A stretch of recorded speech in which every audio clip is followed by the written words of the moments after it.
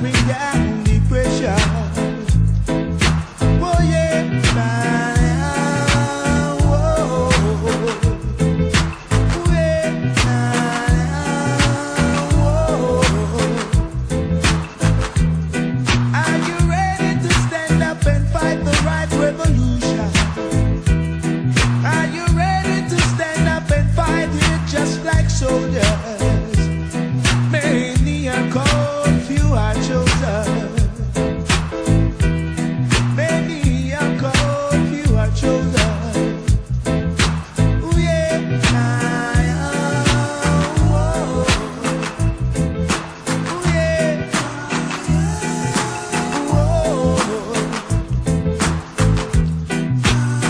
Gotta fight the right fight in this time, yeah.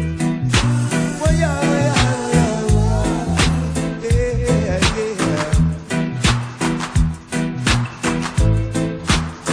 Ah, yeah, yeah. Hey. It's Tuesday night, October 13th, 2015. If you're in Chicago, you know the Cubs won, so that's why I'm a little delayed tonight. Show's probably not going to be that long tonight. I just wanted to do something because it was the Million Man March this weekend, and I thought that it would be great to kind of touch bases on that. I've actually set up some things where we can talk about that. But first, we want to do our business advertisements as always. Um, Starting off today, King's Cubby Daycare, 82nd and Colfax. Uh, Give them a call. They take kids 6 weeks to 12 years old. Kevin King character, poetry, weddings. He's got a book. You can get it on Amazon or CD Baby, iTunes. Rochelle Millsap, she does residential real estate. Good person to know. She can answer any of your questions. And of course, I am the owner of RPC Computing. RPC is your PC repairs, upgrades, consultations. 773-416-2955. As I was saying, Cubs won tonight. I know everybody's happy. But we did have the Million Man March this week, and you can see it online still. If you are interested in seeing the 5 hours, you can go to C-SPAN, and there's a section there where you can watch the speech in its entirety. And we're going to talk about a lot of stuff that was uh, during the speech. I just took down a few pages of notes of things I found noteworthy, but you may want to see it yourself and make your decisions based on that. With that in mind, we are going to go ahead and get into the show. Million Man March, 20 years later. What was the tone for the first Million Man March? What was the call? It was about a call for atonement, getting ourselves right, with our wives, with our children, with our communities. It was about reconciliation, accepting responsibility. This one here seemed more, well, first of all, I'll say it was more inclusive overall. It had, it didn't limit anybody. There were women there. There were different groups, LGBT. There was the Indian Americans. Well, they didn't want to be called Americans, but they wanted to be called the Native uh, Americans. And they spoke, and they had a good part. And then there was the Latino community joining. So it was the Black and Brown coalitions. It was the Justice League of New York. Just so many different groups were included in this. And so I'm just going to urge everyone to get out there and and at least look at it. You can, since it's on C-SPAN, it's just a video. You can scroll backward or forth to the parts that you may feel are important to you. Even saw, and something that I saw, they even had a Latino brother who was now part of the nation, the Fruit of Islam, and never seen that before. So I understand Farrakhan made this a more inclusive type of thing instead of it just being a black thing, because we share a lot of common things with a lot of people and the struggle that goes on here in America for a lot of us. And we can't exclude everybody all the time. Sometimes it may just be about us, but sometimes it's about everybody. Of course, the Black Lives Matter people were there. They spoke about a lot of different things other than the Black Lives Matter. They talked about economics. Uh, they talked about how we're fighting a war on two fronts. How we need to be able to fight that war on two fronts and and build ourselves up. One of the economic pieces that you'll probably hear more and more about is the commercialization of Christmas and how much money we spend as blacks in America on all of these different products and things in America. Almost $2 million worth of spending. Not 2 million. I'm sorry, $2 trillion. And how if we want to gain any type of economic freedom, we may need to start doing things differently. And I say that all the time. And grow what we have for ourselves, for our own businesses. That was the point. I mean, and we've been trying to beat that home forever. It talked about closing the gap between the older generation and the newer generation as far as the thinking and beliefs on how things should go, as far as these movements like the Black Lives movement. They wanted the elders to step back and let them run it, which I agree. It's their turn now, so they have to make their mistakes and they have to run it the way they see fit. But they still should kind of look for some guidance in certain areas from the older people. That's going to take a little time to get together. Farrakhan's speech was 3 hours long, and you know the man loves to talk, but he put a lot of different spins on a lot of different things there.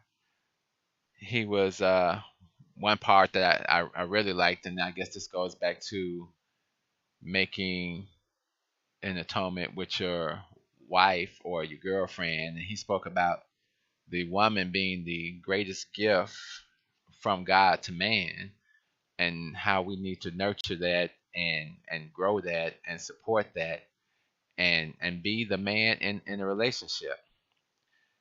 He talked about the incarceration laws and the changing of laws and using our political vote to move some of these laws off the books. Some things that have been there for years. He talked about when are we going to get to the point of enough is enough and realize that there is a need for change. He talked about us preparing future leaders to lead us into the next generation. I mean, we're as he said, we're all gonna die, and our biggest fault could be that we haven't prepared anybody to step into these roles, and that would be a great downfall. He talked about taking back the communities. He made a call for 10,000 men and 10,000 women to really step up and try to move uh, the society as a whole in a new direction. That's one part I thought was real pertinent that he did. And sometimes you got to call the president out, I guess. And he told Obama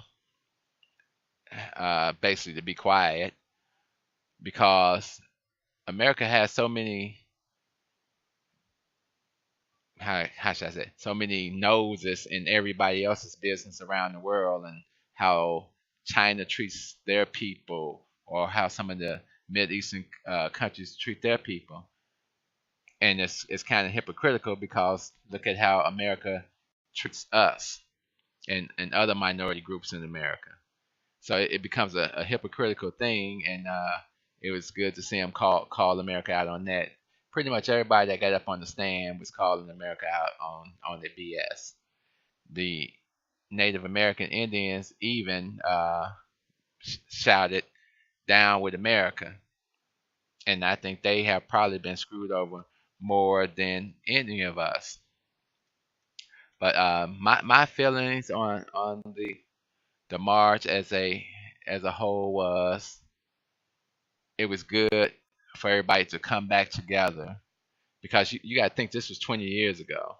So 20 years ago I was 30, and I have to look at where I was at, what I was doing, and look where I'm at now and what I'm doing now, to see did I pick up the call, and everybody brother's gonna have to do that for themselves, to see did I do some things to change my life, change my family life. You may not have changed everything on the whole, but you may have changed the conditions of your family and where you were at, and sometimes that's all we can do, and that's a blessing that we're even able to do that under the circumstances that we work under most of the time. But there's still a lot of work to do. We need to get our communities back and find some programs to put these young men in. There was a bill signed. They're going to be releasing 6,000 men back into society that had small offenses, not murders or anything like that. Maybe there was a small drug case or something like that, and hopefully those brothers can come out and have a new opportunity. I mean, there's still going to be laws that need to be changed for them to have an opportunity, because if you got to check off that felon box on the application, that's going to knock off a lot of people. So we have to start growing institutions to support these brothers that have been in trouble, that need a second chance, because as a whole, America may not give them a second chance. So we have to develop programs that will allow these brothers to have a second chance. If you got any ideas, or you know of any programs, shoot me an email at the show 1965 at yahoo.com. Hit me up, let me know something. I'll pass on that information. I'll share with other brothers and sisters. If you know about job opportunities, I'll share that too. Visit our YouTube channel, the show. That's where we're going to post the videos. Like I say, tonight was going to be a real short show. Just wanted to get in and put something out there. You may want to tune in to the Thursday show. It's going to be called Happy Life, Happy Wife, which is kind of a play on words, where they used to say happy wife, happy life. We're going to flip that around and say happy life, happy wife. And that'll be Thursday show this week, the 15th. So tune into that. And I got a clip for everybody this week, because I love Paul Mooney. And even when he's being funny, he's being serious. And I came across something, and I'm going to share that with you all. And we're going to leave it at that for today. So as we always end the show, love, peace. So we out of here. He's half African. Obama is. He's half African. Everybody's half white. That's why people say they're biracial. That means that they can prove one of their parents is white. Every black person in America is biracial. That's why I like DNA. DNA doesn't lie. Have you had And the white man that invented DNA, trust me, he's dead. They found him by the railroad tracks. Because DNA was supposed to put black people in jail, and what it did was free them. That's God's work. Okay. We're getting pretty close. I mean, let's. Okay, guys, let's do something else. I'm enjoying this. This is Okay, I crazy. don't know. Yeah, go ahead. You have to want to nothing. Go ahead. Okay. Well, I mean, I think a lot of people are going to be looking at this in rebuttal to the previous clip. I mean, a lot of things have changed, and some haven't in the last 3 years. Yeah, well, We've gotten a president elected that's African, half African. And Michael Jackson passed. Yeah, Michael passed. Yeah, the world lost a genius. And Michael Jackson was not a pedophile. You can forget that. You know, he was definitely X-Files, but he's not a pedophile. So, I don't know. So if the definition of racism is holding power over someone else, is that how you define it?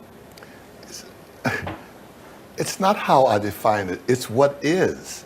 Look at America's history.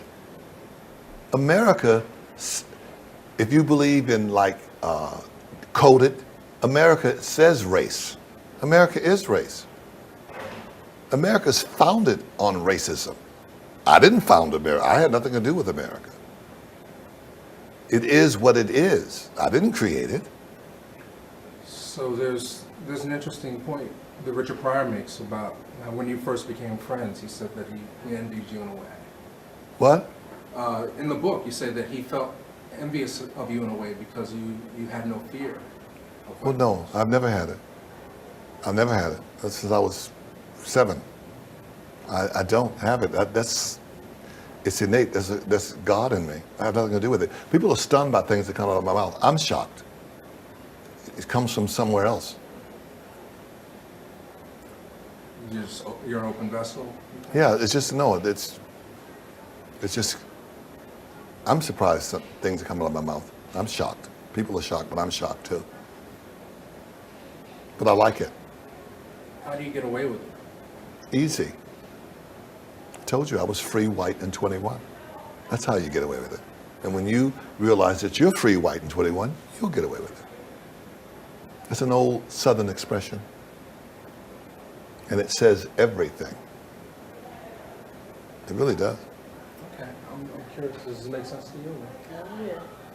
Oh, well, it makes a lot of sense. And it makes a lot of sense to you too.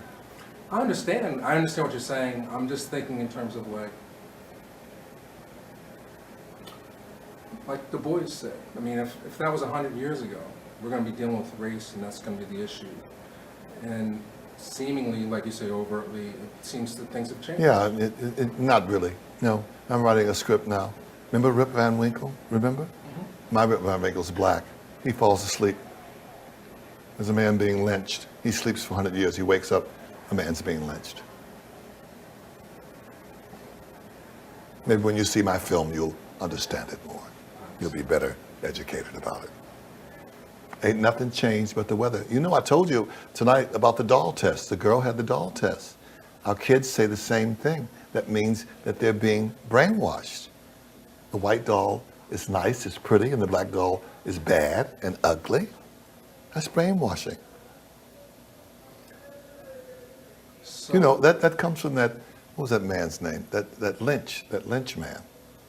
That Willie Lynch, that's the Willie Lynch syndrome. To brainwash us. Then they'll do it themselves. They must only love and trust us, not each other. Notice the difference in their skin color, their ages, and terrify their females. Our black women do things that came from slavery. They don't even know why they do it. Our black women slept with the white man. When you sleep with someone, they're very vulnerable. And the black woman found out how much he hates us. That's why she has a fear for the young black male.